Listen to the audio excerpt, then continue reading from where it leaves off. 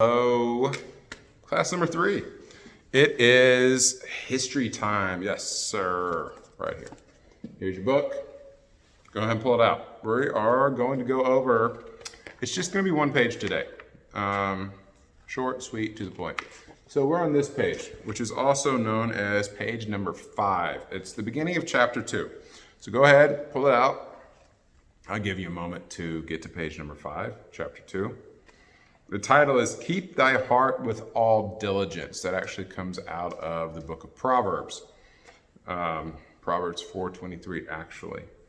And we'll get into why it's so important. All right, so Proverbs 4:23. Actually, you know what? We're just going to go right into the reading. So follow along. Daniela, make sure you're following along. You too, Adrian. I'm watching you. I see you. It says in Proverbs 4:23, actually, let's review for a second. So we started, last week we started talking about liberty, actually past couple of weeks. What liberty was, why it was so important. We said proclaim liberty throughout all the land, that we saw that the United States is an example of a nation that has liberty. And that then we have the ability to do what is right. We said, remember, not all nations have that ability. There's some nations that it's against the law to share the gospel, to share Christ. And so they don't have liberty. They don't have the freedom to do what is right. We do. We are very blessed. So we're going to keep going, though. So we're going to start with keeping thy heart with all diligence. It says in Proverbs 4:23, remember, follow along. I'll rotate the video a little bit. Yeah, that looks better. Keep thy heart with all diligence. That's what Proverbs 4:23 is. It's kind of tight. God gives each man, woman, boy, and girl the responsibility to protect his or her heart. Now, are we talking about our physical heart that goes do-do, do-do, do-do, do-do, do-do? Are we? Josiah? Are we talking about that kind of heart? No, we're not. We're talking about the heart that is within us, our soul. It's saying keep your soul, your heart. That's another word for it. With all diligence, what comes into it, what your response is. You know, the things you listen to, the things you watch, those are the things you read. Those are the things that enter you. Because whatever enters you is going to have an effect on what comes out of you. So it says we must keep good thoughts. So keeping good thoughts, keeping good things about what comes into us is a great way to protect us. And it says, that's annoying. We must keep good thoughts because that's keeping our heart. It's keeping what affects us on the inside. And so then we go along to see, it says we must keep out bad thoughts. Those bad things will affect us in a negative way. It says we must not allow evil ideas to come into our heart. We must have good ideas in our heart. That's why it says keep your heart with all diligence. Again, the inside, the internal, the things that we allow to enter us have an effect on our internal. The Bible teaches us to keep our eyes, our tongue, and our feet. Our eyes, what we see, our tongue, what we say, and our feet, where we go. But it is most important to keep our heart, for out of it come the issues of life. Everything that you do, everything that you say, starts from within your heart, from within who you are, what you're putting into yourself. So if you're constantly putting bad things into yourself, whether it be movies or music or videos or things like that, if you're constantly putting those things in or around people that are constantly putting that stuff in, that stuff has got to go somewhere, and eventually it comes back out. It says the ideas and thoughts in our heart will decide how we act.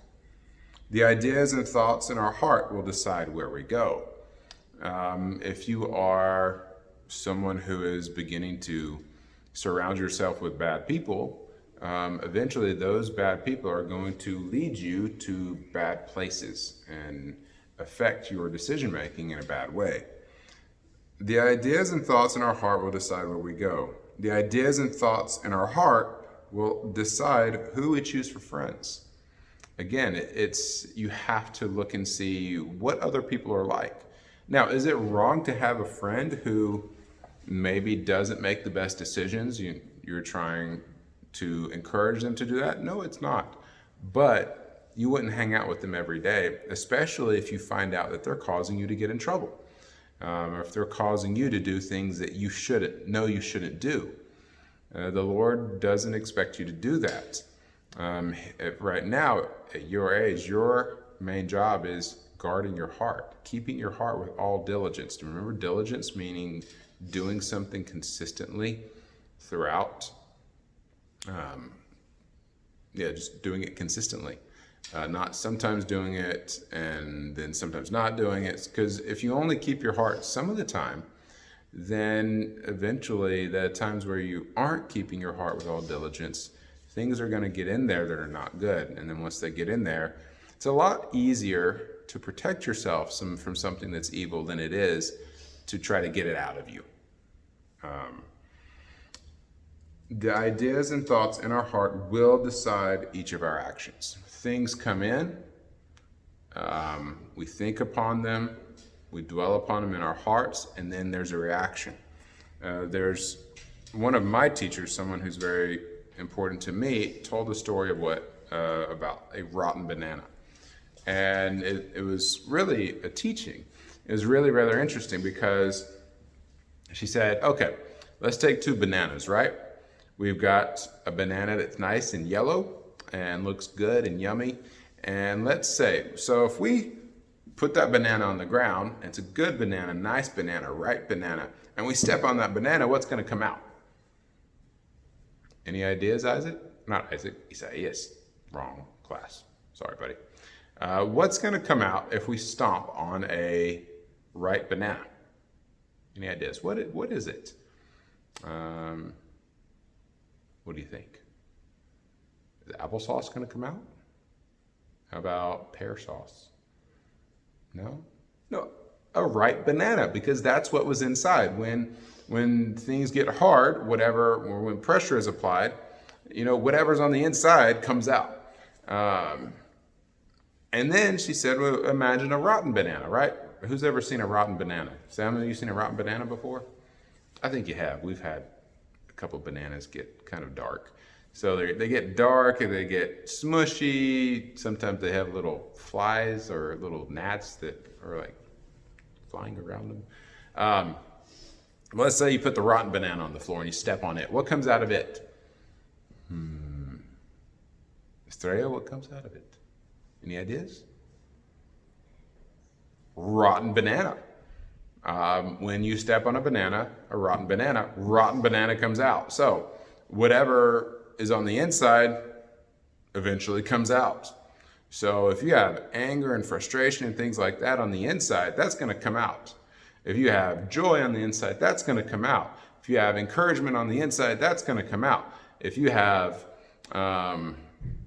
what else can be on the inside? Happiness.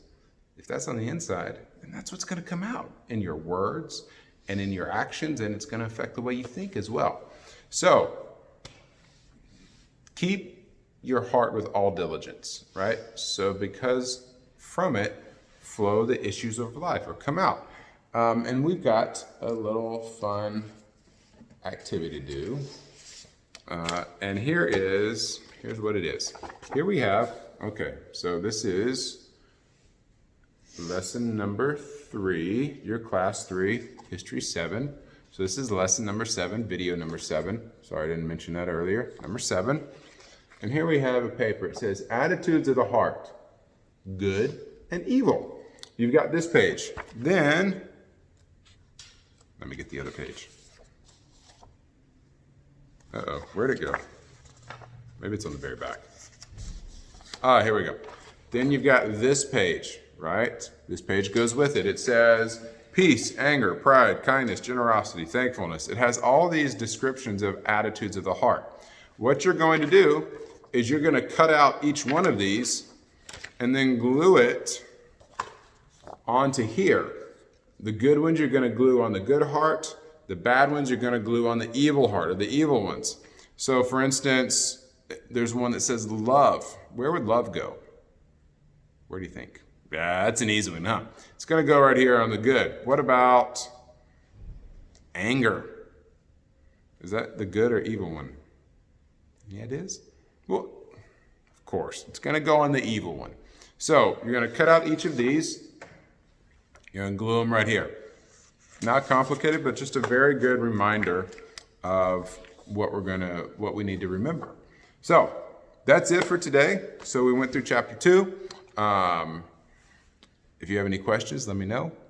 Send me a message, call me, any of those things. And have a wonderful day.